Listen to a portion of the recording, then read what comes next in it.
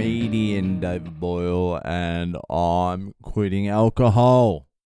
So it was a fucking shaky day yesterday. I went to jiu-jitsu 3 times yesterday. I took my son and I had to quickly come home, drop him off, and get back to jiu-jitsu. And I was so fucking spaced out. When I was dropping him back home, I fucking pulled up to the gutter to park the car, and I came in pretty fast and pretty close. Smashed the front tire against the fucking gutter, but it wasn't normal gutter. It was like stone gutter, like fucking actual rock gutter, and I fucking slammed it hard.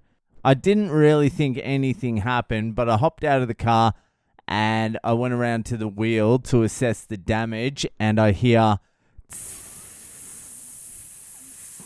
and I look, and fucking the rock I slammed into has torn a hole in the side of the fucking tire. So I'm like, fuck, I need to get back to jiu-jitsu. Otherwise, I'm not going to get my second stripe. And it's going to throw out all my plans of getting a blue belt by the end of the year. So I'm like, I got to fucking change this tire. I go into the back of the car to get the fucking spare. And I don't know what the fuck this spare is. It's like a fucking child's bike tire. It's like half the size of the actual tire. It's thin, and it just looks like fucking some dodgy cunt's thrown it in there. I'm like, I can't fucking drive with this. Can you even put this on? So I'm like, fuck that. I'm going to have to drive the other car, which is unregistered and uninsured. But fucking what's more important?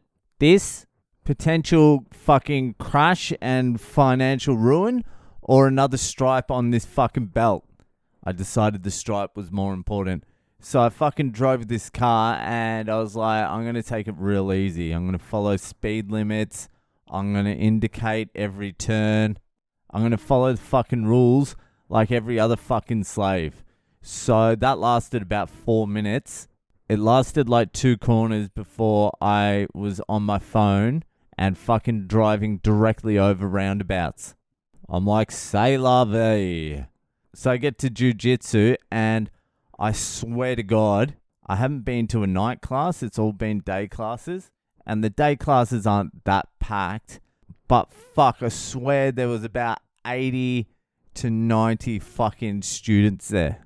It was fucking packed.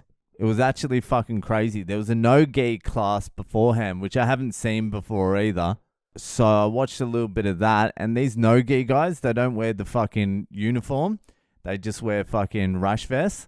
And they go hard, and they're sweating fucking hard. So the mats are absolutely fucking saturated with sweat from these no-gi cunts.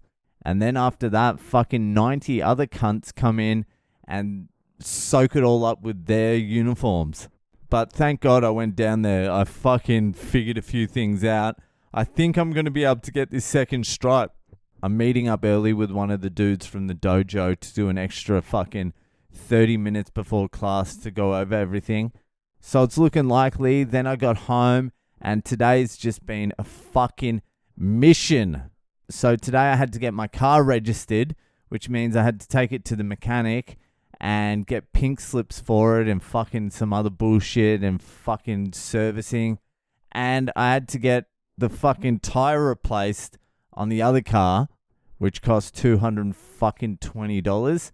And I had to put that little tire on when I was taking off the big tire. And there's just no fucking way you can drive the car with that little tire. It's insane.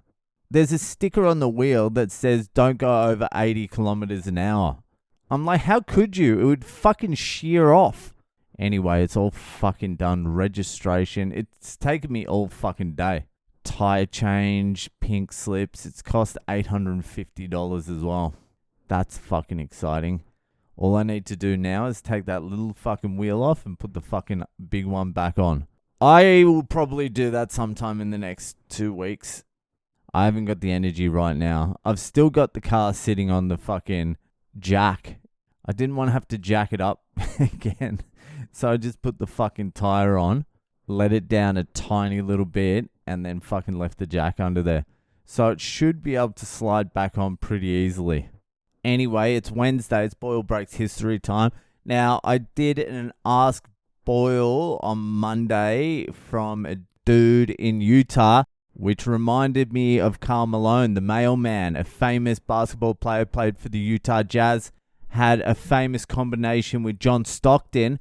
But Karl Malone, because he's now the third highest point scorer in the history of the NBA, during the NBA All-Star Weekend recently, there was a photo taken with LeBron James, Kareem Abdul-Jabbar, and Karl Malone, the three leading scorers in NBA history. LeBron just broke it.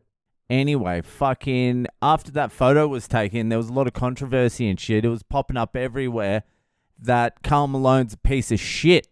And to be fair, he does look like a piece of shit, but I had no idea why. So this is the history of Karl Malone. The history of that fucking dirtbag. So in 1984, I think it was, or 3, Karl Malone, a 20-year-old Karl Malone, was playing college basketball for Louisiana Tech. 20 years old, a 20-year-old, 6 foot fucking 8 or 9 college student. And at this time, Karl Malone impregnated a girl named Gloria Bell. And at this time, Gloria Bell just happened to be 13 years old. 13 years old. Karl Malone impregnated a 13-year-old when he was a 20-year-old at college. So obviously Karl Malone denied it, and Georgia Bell's parents, being extremely poor, never pressed charges against Karl Malone because he was still a college student. He hadn't made it into the NBA yet, and college players don't get paid any fucking money. So they were like, let him get into the NBA and then we'll get some child support money for this kid. So Karl Malone gets into the NBA, and the family of the 13-year-old girl who has now had a son, she's probably like 14 or 15 or something now, asks Karl Malone for $200 a week in child support. $200 fucking dollars a week. And he's like, no, I'm not going to give you $200 a week, and it's not my kid. So he goes to court. Turns out the kid is Karl Malone's. $110. That's what the judge said. He's like, it's a fucking $110, and then boom, hit the fucking gavel on the desk or whatever the fuck it is. So they did the paternity test, and definitely Karl Malone's kid, son, and then the court orders Karl Malone to pay $125 a week in child support.